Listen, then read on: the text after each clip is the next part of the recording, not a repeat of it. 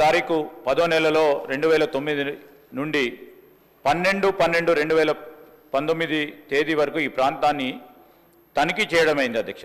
తనిఖీ సమయంలో ఈ పరిశ్రమల పర్యవేక్షణ సమయంలో టీజీఐఎస్సీ ఎస్సీజెడ్ పోలేపల్లిలో నెలకొని ఉన్న ఏదైనా పరిశ్రమల నుండి వాటి పరిసరాల నుండి శుద్ధి చేసి లేదా శుద్ధి చేయని కాలుష్యాల విసర్జన జాయింట్ కమిటీ గుర్తించలేదు. భూసారం కలుషితం కాలేదని కొన్ని సిఫార్సులు చేస్తూ కమిటీ నివేదించింది. తదనుసారం ప్రొఫెసర్లు ఉన్నట్టి సిఎఫ్ఓ కమిటీ కూడా 2023లో సెప్టెంబర్లో సదరు ప్రాంతాలను తనిఖీ చేసి కమిటీ వేసిన సిఫార్సులను సూచనలు కూడా పరిశ్రమలు పాటించాయని గుర్తించబడాయి. పరిశ్రమలు ఎటువంటి వ్యర్థాలను విసర్జించడం లేదని, వ్యర్థాల శుద్ధి విసర్జన కోసం కాలుష్య నియంత్రణ మండలి అనుమతించినట్లుగా పరిశ్రమల వ్యర్థాలని ఉమ్మడి వ్యర్థాల శుద్ధీకరణ ప్లాంట్ సిఈటిపికు తరలిస్తున్నాయి. మండలి అధికారులు 19/9/2024 తేదీన 26/10/24 తేదీన ఇటీవలే ఈ ప్రాంతాన్ని తనిఖీ చేసి పోలేపల్లి ఎస్సీజెడ్లో నెలకొని ఉన్న ఫార్మా ఫార్ములేషన్ యూనిట్ల నుండి ఎటువంటి వ్యర్థాలు. గౌరవ సభ్యులు జానంపల్లి అనిరోధ్ రెడ్డి గారు. ధన్యవాదాలు అధ్యక్ష, నాకు అవకాశం ఇచ్చాను అధ్యక్ష.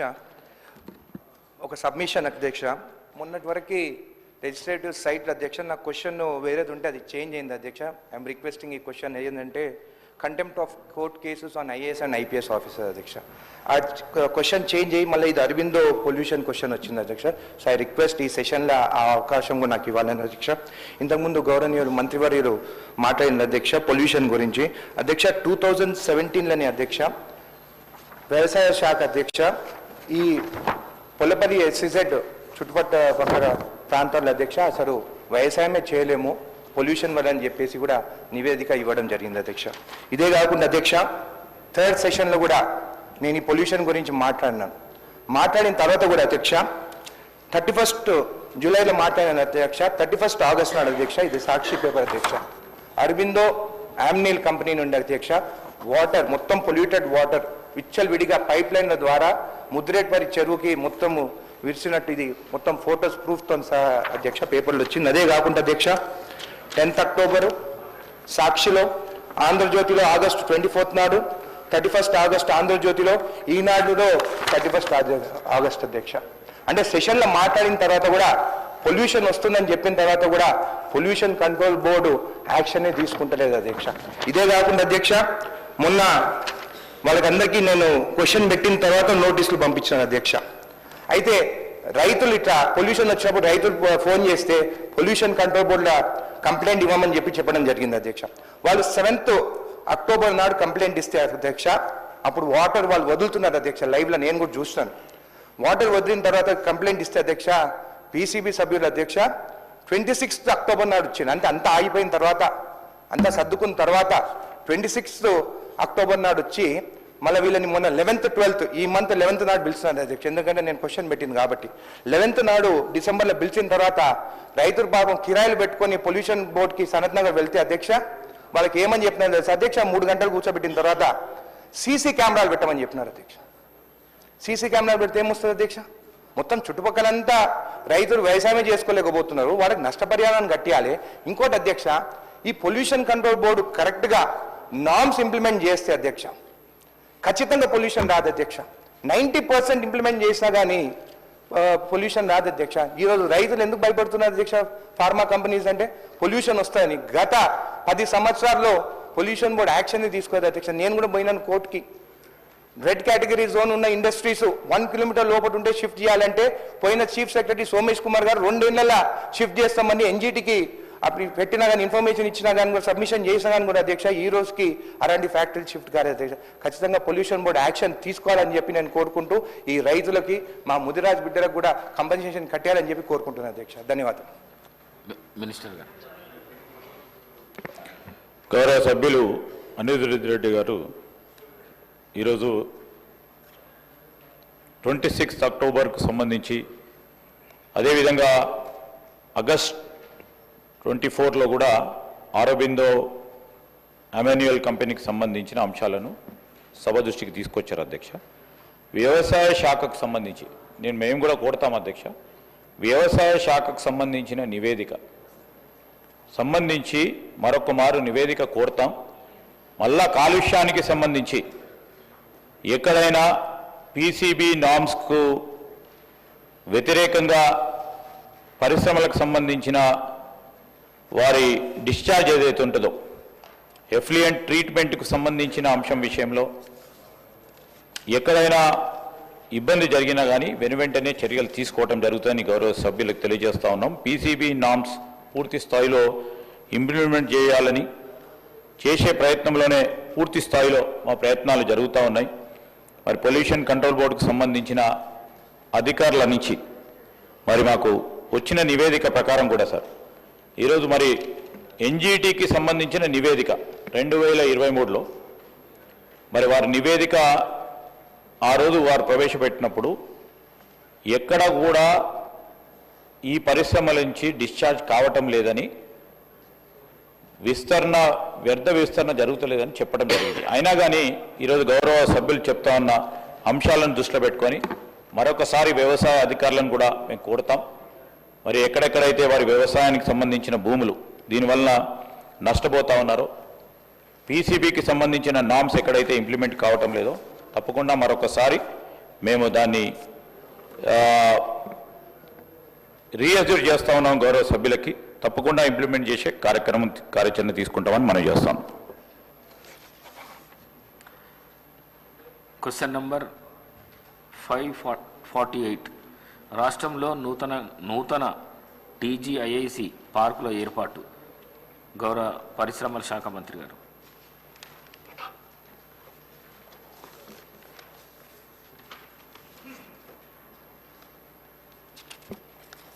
అధ్యక్ష,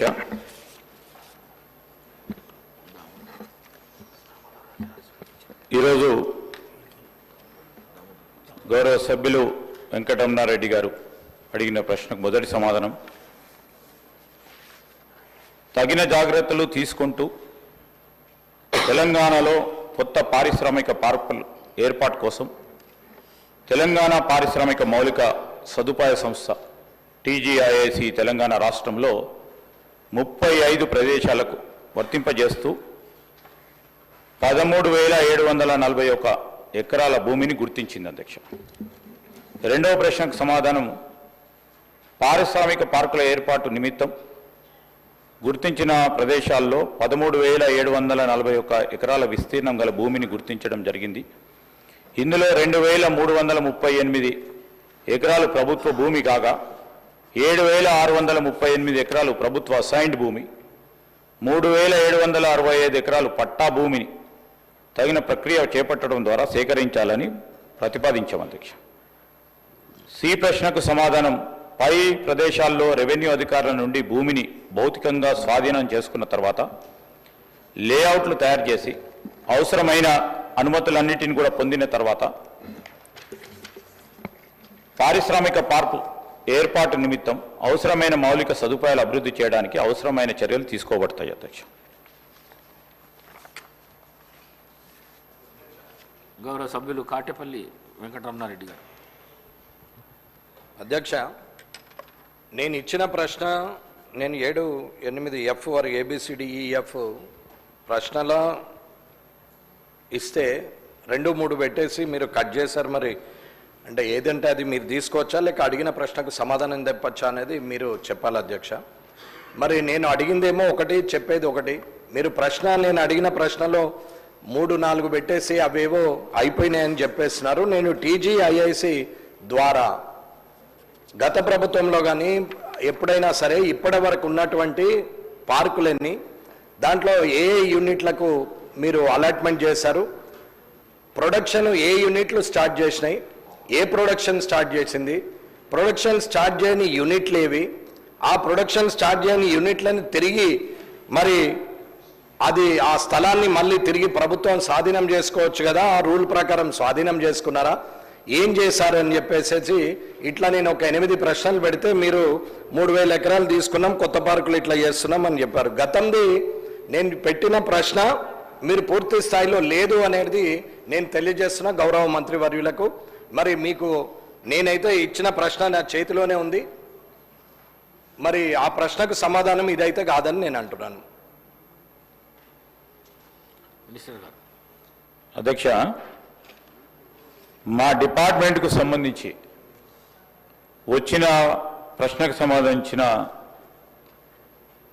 దాని ప్రకారం సమాధానం ఇచ్చాం అధ్యక్ష. గౌరవ సభ్యులను కోరుతా ఉన్నాను నేను, ఎందుకంటే యాజ్ ఎ లెజిస్లేచర్ మంత్రి కూడా మీరు ప్రశ్న అడుగుతా ఉన్న సందర్భంలో ఒక 10 అంశాలను దాంట్లో పెడితే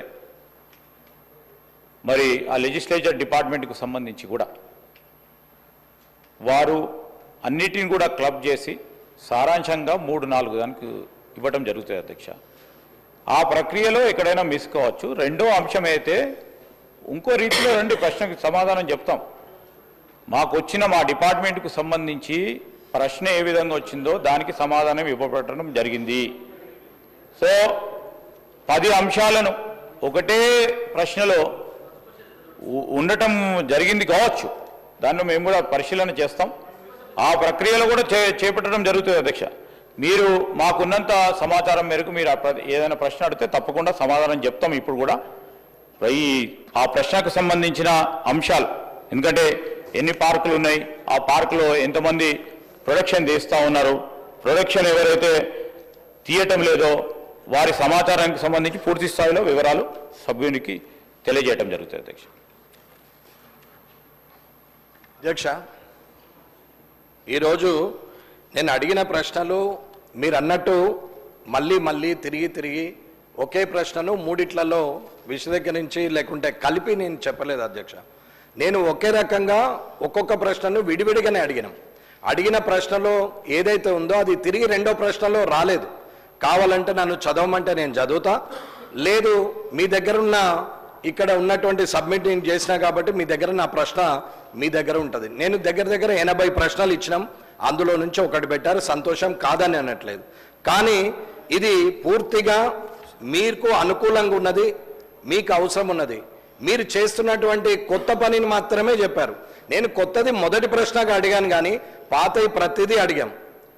TGIICలో ఉన్నటువంటి పార్కులు, అలాట్మెంట్ యూనిట్స్, ఇండస్ట్రియలిస్టులు, ఏది ప్రొడక్షను దాన్ని చేయని వాళ్ళు, అలాట్మెంట్ కాకుంటే అలాట్మెంట్ అయిన తర్వాత ప్రొడక్షన్ కాకుండా ఇండస్ట్రీ అలాగే ఉన్నా ఆ సిక్కైన ఆ ఇండస్ట్రీస్ వివరాలు వారిని తిరిగి మరి ప్రభుత్వం స్వాధీనం చేసుకున్నదా అనేది అడగాల్సిన అవసరం ఉన్నది. కాబట్టి అవన్నీ అడిగినాం.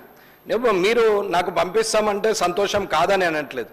కానీ ఒక అసెంబ్లీ వేదికగా, శాసనసభ వేదికగా ప్రజలు ప్రతి ఇండస్ట్రీని ఏమేం చేస్తున్నారు, తెలంగాణలో ఎలాంటి నిర్వహణ జరుగుతున్నది, మరి దీంట్లో ఇబ్బందులు ఏమైనా ఉన్నాయా, అలాట్మెంట్ అయిన తర్వాత ఏమన్నా మళ్ళీ చేయకుండా దాన్ని తిరిగి అమ్ముకోవడం లాంటిది ఏమైనా చేస్తున్నారా, ప్రొడక్షనే లేకుండా చేస్తున్నారా, ఏదైతే శాంక్షన్ ఇచ్చినో అది కాకుండా ఇల్లీగల్ ఎంక్రోచ్మెంట్ చేస్తున్నారా అనేది కూడా పూర్తి స్థాయిలో సమాధానం రావాలి. కాబట్టి నేను ప్రశ్న అడిగినాం. కానీ మీరేమన్నారు, 3500 ఎకరాలు కొత్త, సంతోషం, మీరు మళ్ళీ కొత్త ప్రభుత్వం వచ్చిన తర్వాత ప్రజాపాలనలో మీరు చేస్తున్నటువంటి కార్యక్రమంలో నేను కూడా మీకు మద్దతు తెలుపుతా, కాదని అనట్లేదు. 3500 ఎకరాలు తీసుకోండి, అందులో అసైన్మెంట్ ల్యాండ్ ఎంత ఉంది, పట్టాభూమి ఎంత ఉంది, అవన్నీ మీరు మాట్లాడడం నేను కూడా ఆబ్జెక్షన్ చేయట్లేదు అధ్యక్ష. దానికి సంతోషమే. కొత్త న్యూ ఎంటర్‌ప్రెన్యూర్స్ వస్తారు, కొత్త వాళ్ళకి మీరు భవిష్యత్తు ఇస్తారు, సంతోషం. కానీ ప్రజల నుంచి సేకరించిన, రైతుల నుంచి సేకరించిన సెజులు పెట్టి పార్కులు తయారు చేసి ఆ డబ్బు ఇవాళ మళ్ళీ తిరిగి ఇండస్ట్రియలిస్ట్కు ఆ భూములు అంటగట్టిన తర్వాత ప్రొడక్షన్ చేయకుండా దాన్ని కొలాటరల్ పెట్టి దాని మీద లోన్లు తీసుకొని తిరిగి దాన్ని సిక్కు చేసి మళ్ళీ తిరిగి ధనాన్ని దుర్వినియోగం చేస్తున్నారు. అధికారులు ఏం చేస్తున్నారు, ప్రభుత్వం ఏం చేస్తున్నది అనేది నా ప్రశ్న.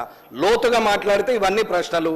మీరు అక్కడ ఉన్నటువంటి ఇండస్ట్రీలు ఎన్ని ఉన్నాయి, ఏమేమి అలర్ట్ చేశారు అంటే సంఖ్య చెప్పండి. 3000 అన్నారు, 10,000 పార్కులు ఉన్నాయి, 50,000 ఎకరాలు ఉన్నాయి, ఒక 5,000 యూనిట్లు ఇచ్చాము, అందులో 3,000 రన్ అవుతున్నాయి, 2 రన్ అవ్వట్లేదు. ఏదో ఒకటైతే మీరు చెప్పాలి కదా సమాధానం. అధికారులు కూడా ఇంత నిర్లక్ష్యంగా ఉంటే ఇలాగండి అధ్యక్ష. పూర్తి సమాధానం కొరకు నేను వేచి ఉంటా. మరొకసారి ఉందాతనంగానే ఉండాలని కోరుకుంటున్నా. కాబట్టి మీరు ఇచ్చే సమాధానం కోసం నేను ఎదురు చూస్తుంటా. కానీ దానికి 300 రోజులు పట్టింది. ఈ 300 రోజులు మరొక 300 రోజులు ఎదురు చూసే ఓపిక లేదు. కాబట్టి మీరు తొందరగానే ఈ శాసనసభ సమావేశాలు ముగిసే లోపలనే దానికి గౌరవ మంత్రివర్యులు మీ ద్వారా సమాధానం చెప్పాలని కోరుకుంటున్నాను. మినిస్టర్ గారు. అధ్యక్ష, చాలా సంతోషం. మేము కూడా అదే ప్రస్తావనలో ఉన్నాం అధ్యక్ష. ఈరోజు ఎక్కడైతే మొదటి నుంచి కూడా ఇండస్ట్రీ పాలసీ వచ్చిందో 30-40 సంవత్సరాల నుంచి కూడా ఏ ప్రాంతంలో అయితే ఇండస్ట్రియల్ పార్క్స్ ఏర్పాటు చేసుకొని భూములు కేటాయింపు చేయడం జరిగిందో, ఏ పర్పస్తోని భూములు మనము కేటాయింపు చేయడం జరిగిందో ఆ పర్పస్కు అనుగుణంగా అక్కడ యూనిట్స్ ఉంటున్నాయా లేదా, లేకుంటే ఇతర పర్పస్కు ఉపయోగిస్తూ ఉన్నారా. ఇంతకుముందు గౌరవ సభ్యులు చెప్పినట్టు అసలు భూమి వారు ప్రొడక్షన్ పరంగా ఉపయోగిస్తూ ముందుకు నడుస్తూ ఉన్నారా లేదా దానిపైన కమిటీ వేయటం జరిగింది అధ్యక్ష. కమిటీ ఈరోజు అన్ని ఇండస్ట్రియల్ పార్క్ సంబంధించి ఒకటే కాదు, కొన్ని సందర్భాల్లో మేము చూస్తూ ఉన్నాం ఒక పర్పస్ గురించి తీసుకొని ఇంకో దానికి ఉపయోగించే ప్రయత్నం చేస్తూ ఉన్న సందర్భం. తప్పకుండా అన్ని తీర్లు కూడా అన్ని